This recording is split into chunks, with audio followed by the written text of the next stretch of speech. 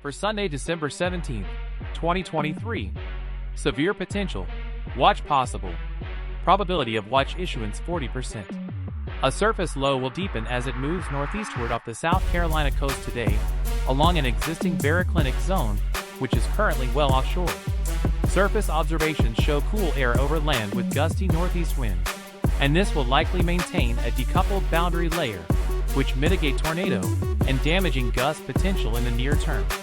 A conditional risk of brief tornadoes or damaging gusts is forecast from the South Carolina upper coast toward coastal North Carolina.